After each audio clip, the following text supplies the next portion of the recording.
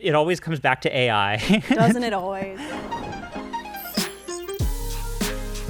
Hello and welcome to Outside the Fox, where we explore what's happening online and why it matters. I'm Steve Flavin. And I'm Kim Horcher, and today we are talking about technology that maybe didn't hit the mark. The most questionable tech moments of 2025. Right. We're looking back. And I want to start back in time in summer.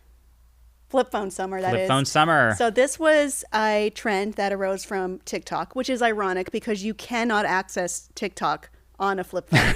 It's not done. Fair. But this was for some people in an attempt to unplug a little and reconnect in their daily lives, enjoy the fleeting days of summer, the ephemeral nature of it all, and not just be buried in their phones. People have been really, I think, partly fueled by nostalgia and partly, a cognizant effort to become more offline of using phones that are not smart. I don't know if I like to call them dumb phones, but it does kind of have a certain ring to it. Yeah, back in the day, I had a Motorola Razr and I loved it. I still fantasize about that sometimes. There was something satisfying about the clap of just like when you're finished with the call, you know? I agree. There was something tactile that I sort of miss, but I don't know if haptics would replace it. So I'm okay with that not coming back. Remember when we used to, we carried a phone and an iPod? And when I got my first smartphone, it was really the number one reason why I wanted one is to consolidate those two devices. So I'm only carrying one device. But what hath we wrought? It was like that peanut butter chocolate thing. But the consequences were far outreaching than we could have ever expected from a candy bar. It's a little bit of a luxury these days to be offline, honestly. I don't think it's practical. Yeah. I think for most people, for most of us, we can't really afford to do that. I think that having like a temporary, like a burner phone or like situations where you might go on a walk and you don't bring your smartphone with you, but you want something for, What are you doing, Steve? Surreptitious activities. I don't know. But there has been a movement of there's this product called the Light Phone that's like a credit card sized phone with very limited functionality. It has like an e-ink black and white screen, and there has been like this kind of offline movement of wanting to go back to a device that's not connected all the time. There are just certain amenities that I've gotten accustomed to in having a smartphone that I can't realistically go back to having a dumb phone. I see no problem with having a smartphone. I will never go back. We live in a society, Steve. We didn't make all this innovation so that I could have this old phone that has limited functionality. I want the most functionality and the most colors. I'm not doing black and white. Yeah. Well, let's talk about flip phones, actually, or foldables, I guess, as they call them now, the modern flip phones. There's two different styles that have become popularized. One is what they call clamshell style. That's like the old school. Like a Polly Pocket. Yeah. So it's like Motorola Razr, which in fact they make. Motorola has the Razr brand, and they do a modern version of the Razr, which is pretty cool from a tech perspective. It's the displays are foldable, which is wild to me. It's like the idea of an electronic display that you fold in half. Kind of intriguing, but at the same time, there are some downsides. One of which is, and admittedly, I haven't used a lot of these products extensively, and I from what I understand, they are getting better, but there is a noticeable seam in where they're folded in half. Also, they don't fold completely flat. They get very clever with the product photography in showing these devices where they kind of minimize the effect of the fact that they don't completely fold flat. But once you have them in your hand, you can see like, oh, there's like a little gap in there because it's like physics, right? It's like you can't completely fold that flat. It's a pass for me, dog. Yeah. I do not want to be paying to be a beta tester. I want the final perfected product, period. It's not for me. I could see how some people might enjoy it, but like, why does a folded phone matter to me more than a flat screen? Yeah, I mean, that's the thing. Well, so the other kind of foldable is, I think, what they call folio style. So it's like a book, you know? And so that makes more sense to me because you unfold a standard size smartphone and then you double your screen real estate. So it basically becomes like a little tablet. That folds up and is in your pocket, which I can understand the rationale behind that. I think something that, as somebody who's trying to intentionally reduce my screen time, my fundamental objection to that technology, and this is just my own point of view, but it's like designed to consume your attention, right? It's like you have this giant screen in your pocket because ostensibly you're supposed to be drawn into some kind of content. You're watching a video, you're scrolling a newsfeed, you're reading, but you're on your device. Well, I understand maybe the social desire to have a flip phone, right? But when we're looking at modern flip phones, like the ones with, Motorola, with Samsung, they're kind of faulty as well. And it makes me wonder, what is the long-term feasibility of this? Because we've had a lot of issues with them, and like you mentioned, they're not perfectly foldable or seamlessly foldable. For sure that they're not as like water resistant or dust resistant by the very nature of like there's more moving parts, you know, and that's another point of failure in the longevity of your device. You know, how long can you keep folding that display really before you have to replace it? There's an issue and I can't have it anymore. I mean, there's something to be said about tech that just works without being something you have to think about or work at too much. I think that's why iPhones are so popular, or one of the reasons. It's because, yeah, they're not always first with the features, but they're easy to work. It's not for me, I can say that as much, but I'm sure there are people who would be very happy to have this for their own reasons. I talked to my friend who has a Samsung flip phone, and she said she loved it. And I said, does it hurt in any way for your content creation? And she said no. It's about choice. Yeah, I mean, of course at Mozilla and Firefox we're all about choice. I don't object to it being a product category. I am curious to see if it becomes mainstream. I would say it's still fairly niche, but I kind of respect that, like, okay, like we're experimenting with different form factors and like let's see if something sticks. Shoot your shot. I think maybe we can segue into, some other questionable moments involving AI. It always comes back to AI. Doesn't it always?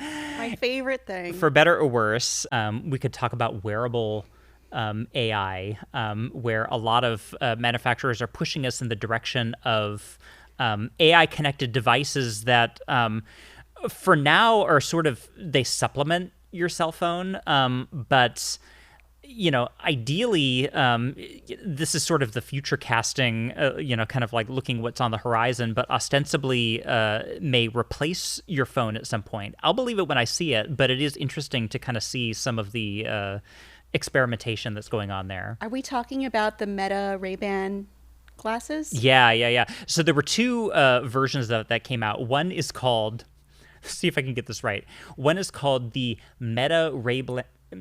So close. So close. One is called the Meta Ray-Ban Display. Yes. And then the other one, which is a second gen of their previous product, which is called the Ray-Ban Meta AI glasses, I think. So it's an interesting combination of words. It is interesting that Ray-Ban appears first on one product and second on the other product, which I wonder... Do you imagine just a council of executives being like, okay, we'll do that, but we have to have it reversed? I would love to be a fly on the wall of that conversation, because it was a conversation or a series of meetings around. That's what I think whenever I see movie credits and there's two names, but one is up high, and one is down low, or one's slightly bigger than the other, or these are real conversations that people have. And again, Hannah and I talked about the Ray-Ban glasses on our other podcast, Hot Takes. I have used the previous gen, which are basically just regular sunglasses that have cameras in them, and My favorite feature actually was the audio. It's like this bone conduction audio where you can like listen to music and podcasts, and it actually sounds better than you would think, which was like kind of cool. That it's like, you know, they're not earbuds. It's kind of like an earbud replacement. I kind of wish that they would release glasses that didn't have cameras. That it was just that. That's something that really bothers me, which is the lack of privacy. Yeah. You can go film people without their consent. That's not okay. Yeah. Well, I mean, they have a light that turns on that's supposed to be like you can't turn it off, but there are ostensibly there are ways that you could get around that. And yes, that's what I was putting my finger at. Yes, you can get around it. And, you know, it has functions like translating or telling you where things are. I think it's still recording for that function to even work. If you're wearing these things with lenses on them, and you're not really thinking about what you're looking at or, you know, where you are. And I don't know, it's just a slippery slope in terms of always wearing cameras on your face. I don't like it. I think it's unfair to the people that I'm seeing in public and private. And I don't want my own stuff out there, possibly exploitable. The other product, which are the Meta Ray-Ban display, same thing, except they're a little chunkier because they've got an embedded display where you see notifications and you can interact with content on the display. From a tech perspective, that's really cool. Again, from like from a philosophical standpoint of like, why do we need this in our lives? Do we really want to be plugged in to just all of these notifications and like never putting your phone down? I'm concerned with having a display that close to my eyes all the time too, because I've been very wary about my vision. I've had LASIK surgery. Yeah. So same. I'm thinking, I don't want to do this again. Yeah. Well, something that Hannah and I talked about on Hot Takes is just the etiquette of it all. Like people who are wearing these glasses and they're reading notifications, and even though if you're sitting, you know, if I'm wearing them and you're sitting over there, you can't see what I see, but you can tell that I'm not looking at you, right? It's like I'm disengaged. I'm like looking at something else. And so what does that mean in terms of like how we interact with each other, the basic humanity of like, it's like the people at the coffee shop who don't take out their AirPods, you know?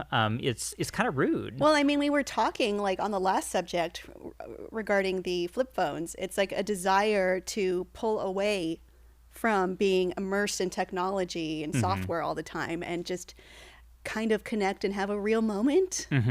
So that's the antithesis even. But it is interesting, again, where, you know, it's like smartphones have kind of plateaued. Even, you know, entry-level wearables like smartwatches. It was another thing to charge every night that I just kind of like, I want to live my life without one and see. And it felt like I cut off my ankle monitor, honestly. It was just like, it was so nice to not have the psychology of just like, oh, here's another thing that's tracking me, but also like another thing to update the software, another, you know, like thing that I have to plug in every night. You have device fatigue. It does seem to be this trend of like, you know, how many wearables can we have exactly?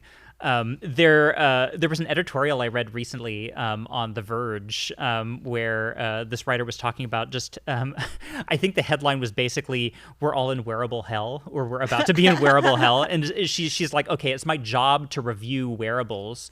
So she's got like 6 smartwatches and like all the rings and like the glasses and everything, and she's like, I'm so bogged down in like notifications and like all the things. You can turn them off. Sure, but it's like, you know, she's testing them, so she can't necessarily. It's like part of, you know, and that's a very extreme example. We don't necessarily have to, but if you have like more than one, if you have an Apple Watch and an Oura Ring, you know, and a smartphone and a tablet, you know, it's like, and some Ray-Ban glasses, it's not hard to imagine the situation where, you know, you're just constantly getting drawn into some kind of you know, engagement or content. I have a hypothetical for you. What's that? Overloaded with wearables.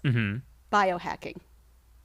Oh, Which as in one's like worse? embedding something in you. That creeps me out. I don't know, like I'm personally against it. I know some people that would be into that, but I personally would not be. I think that part of what's nice about an Apple Watch is that you could take it off. You can opt out. You know, you can even like your phone. I highly recommend this actually. Like, go on walks and don't bring your phone. It's such a, like, at first it introduces anxiety, but when you get used to it, it's so nice to just not worry about. It's not for me. I just turn off notifications. Okay. If you're trying to reach me on Slack, good luck. Emails sometimes. Yeah, this is why I'm a fair little bit enough. hard to get a hold of. Okay. Well, I mean, while we're talking about wearables, we can also talk about some of the flops, like the Humane AI Pin, which was the thing that is maybe, I don't know, some might say ahead of its time. It is interesting to like this idea, this hypothetical reality in which like we don't necessarily need a smartphone or a screen to interact with the internet, which is kind of a wild idea, but maybe we're not far off from that. And so there is an interesting kind of like spaghetti at the wall situation where people are like, what does that look like in terms of the hardware? You have to bring it with you somehow. So what does a hands-free or eyes-free device look like?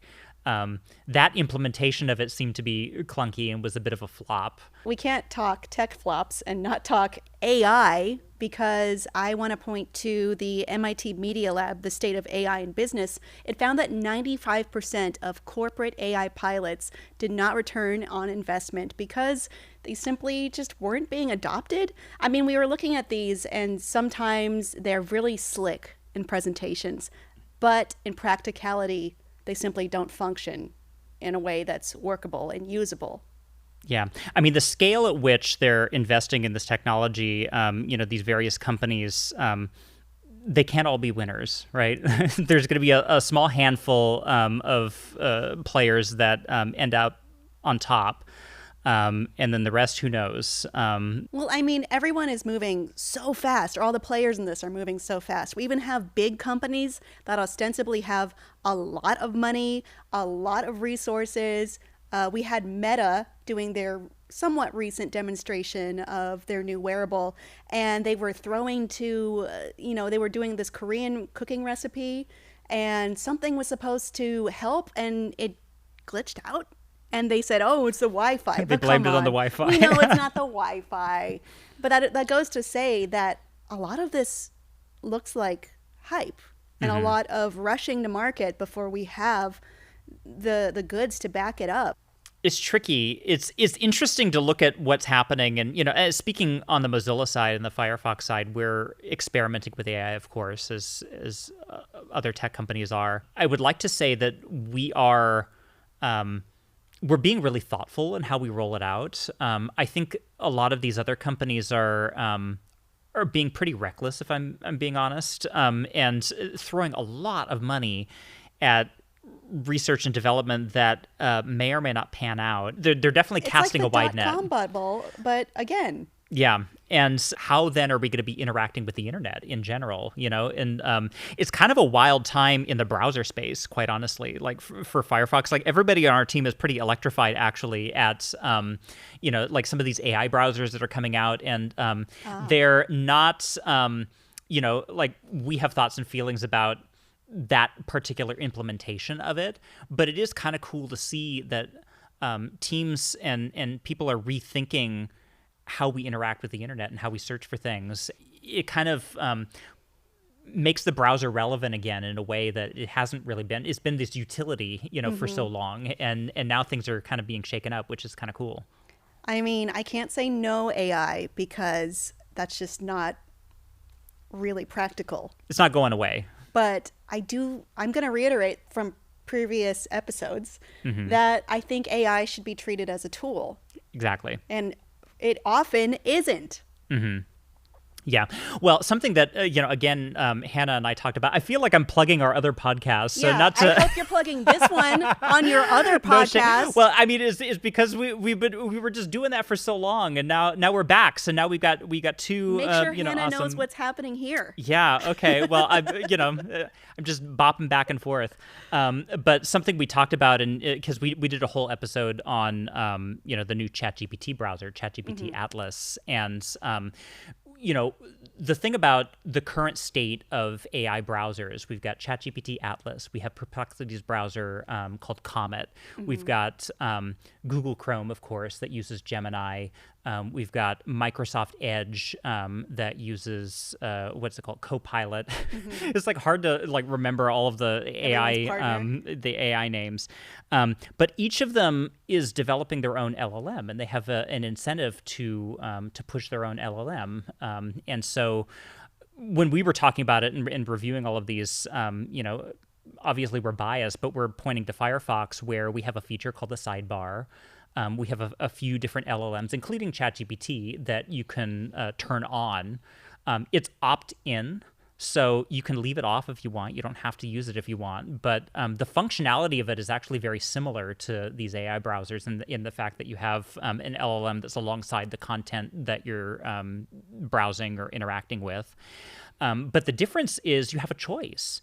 You can choose to use it or not, or you can choose your LLM. We're all about that at Firefox, is empowering the user and being able to customize your browsing experience however you want. And I think that's something that is a little bit of a we're in uncharted territory in terms of not only are we entrusting a lot of agency to these platforms, but also, entrusting them to act on our behalf, when we're, we have to share a lot of information with them in order to be useful. And so what does that actually mean?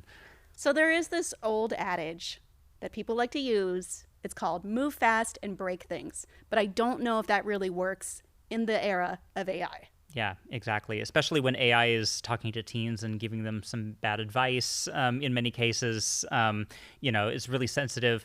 Something that I'm really proud of at Mozilla is that we really advocate for responsible AI, and that we're advocating for legislation and guardrails around being responsible and thoughtful in implementing AI in the public sector. That's all you can do. 100%. Well, on that note, that is all the time we have for this episode. Yes, unfortunately, but I am curious, what were your flops and things that worked for tech in 2025? And did you participate in Flip Phone Summer? If so, I want to know how that went. What did you do? I am curious. Yes, in the meantime, make sure to subscribe to our channel and download Firefox, because it's the best. We'll see you next time. Bye.